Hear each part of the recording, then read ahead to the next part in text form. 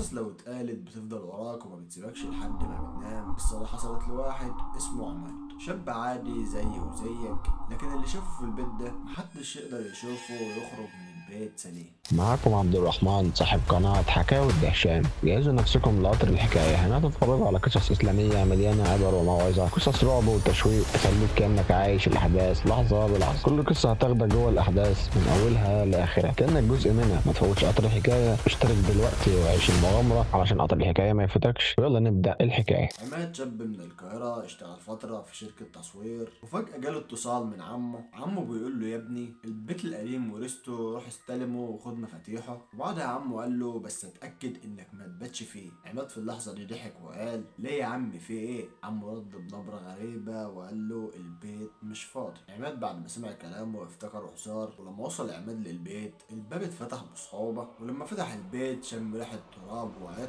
البيت كان فيه 3 غرف وريسبشن واسع وكأن محدش دخله من سنين. عماد فتح موبايله وبدأ يصور ويقول يا جماعة البيت مرعب بصراحة، بس ما علينا، هبات ليلة واحدة فيه. وبالليل حوالي الساعة 1 عماد سمع صوت جرجرة جاية من الروف. عماد قال في اللحظة دي اهدى، في حد هنا. عماد لقى كرتونة في إحدى الغرف فيها كاميرات قديمة ومعاهم سي دي مكتوب عليه ما تشغلش غير لو اضطريت. عماد خاف بس الفضول غلبه، ركب الكاميرات وشغل الشاشة، لكن أول 10 دقايق مفيش حاجة.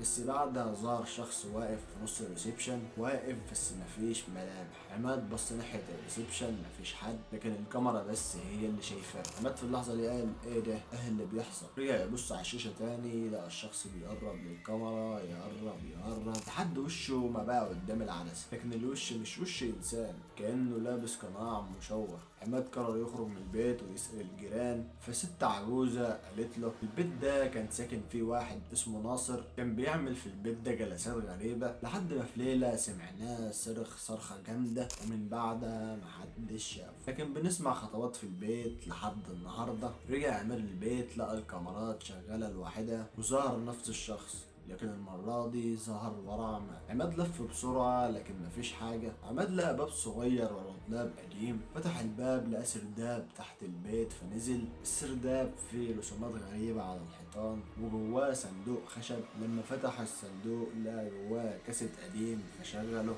ففي اللحظة دي سمع صوت راجل مرعب وبيقول لو حد شغل التسجيل ده أنا محبوس في البيت مش قادر أخرج. الكيان ده بيعيش في الظلام وبيظهر في الكاميرات بس، ولو شفته هو يشوفك، ولو جرى عليك انتهى أمرك.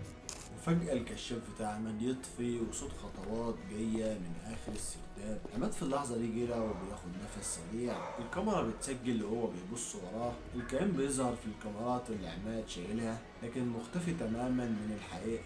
الكائن ظهر فجأة في الشاشة وبيجري ناحية الكاميرا بسرعة مش طبيعية. عماد صرخ وجرى ناحية السلم، وهو طالع الباب اتقفل لوحده. تاني يوم الجيران شافوا الباب مفتوح، دخلوا لقوا الكاميرات شغالة لكن عماد مش موجود.